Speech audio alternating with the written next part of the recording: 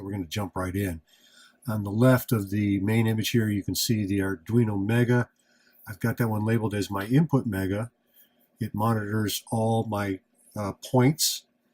They come in to the board on this terminal strip on these pink wires that are connected to external USB power supplies that just have a short cable. Show you that a little bit later, maybe next video. They come in on the pink wire. Power 0 or 5 volts comes in on pink.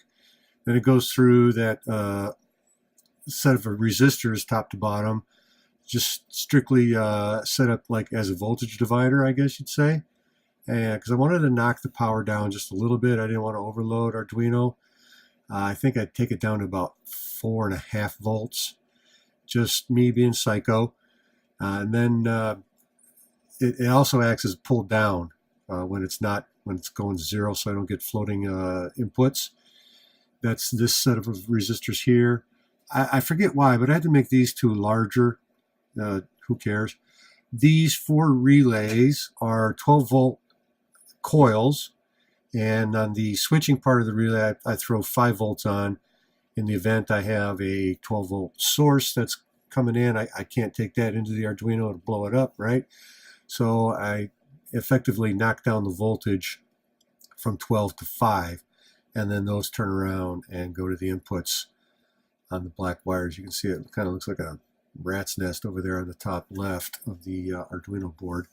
And then these 3, there's actually 6 giant component sockets. I think they're 16 pin sockets. I've got them back to back for inputs that I didn't use on the Mega out of the 50 available to me use.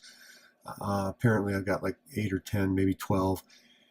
I set those up, the left-hand column being a straight jumper that jumps the black wire going into the Mega over to the other 2, or I could pull the jumper out and throw in a specific resistor value for perhaps a humidity temperature sensor kind of gizmo that, Dallas 1 wire where I need a specific value.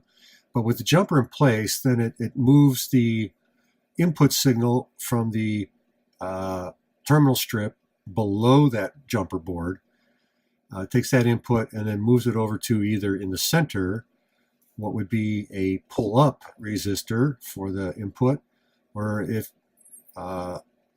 with no resistor there and it's over in the far right set of sockets, it becomes a pull-down resistor for future use. The 2 that are moved over currently happen to be pull-ups for some proximity sensors that I have on my gates leading to and from the backyard. I got a front gate and a rear gate.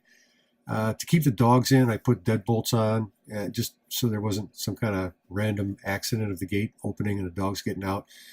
But it also doubles as when the gates are locked, I can check the status of those gates from my web browser on my mobile device, so that when I get home from work or partying or whatever I'm doing, I know in advance that the gate is in fact locked, and I don't put my keys in my pocket and then have my glove on because I live where it snows. And it's turned out to be kind of a nice feature for me.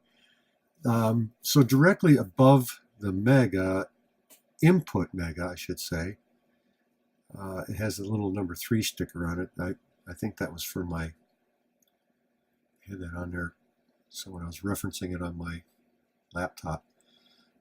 So we have above that input Mega, we have another Mega with the Ethernet shield stacked on top, again with a bunch of black wires. This one, I should swing this over a little bit, controls the outputs of whatever through this board that I ended up making. It's actually 2 boards that were, I can't think of the name, super glued together to make one big board. Again, each of those black little reed relays plug into a dip base.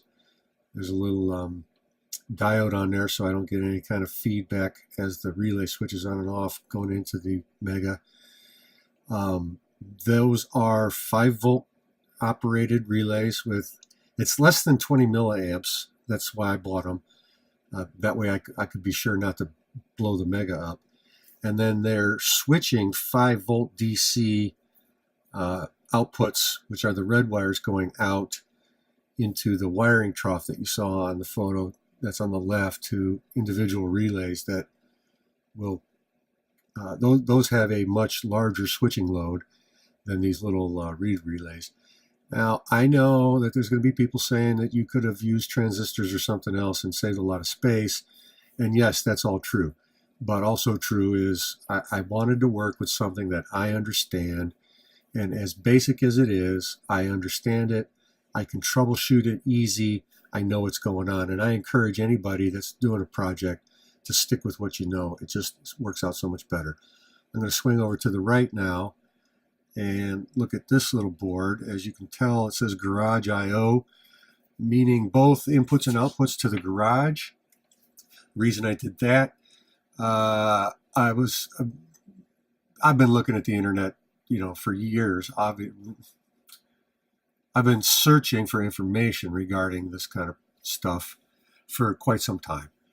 And there was a gentleman saying that he likes to keep all his connections to his Uno at the time local. In other words, he doesn't want to run wires out to other places that can either through lightning strike or power surge or just static electricity jack up his equipment. So with that being said, I'm a little, non-technical.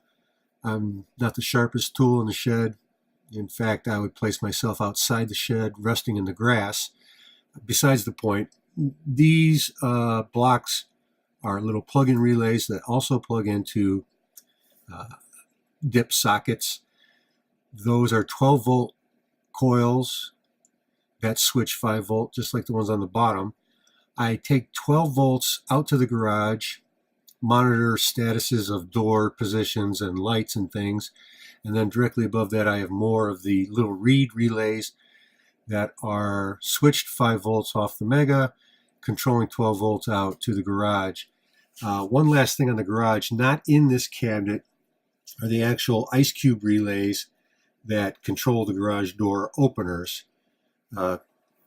From the web interface, I can tap on a button and it triggers the relay. I'll show you that when I show you the main relay control wiring trough.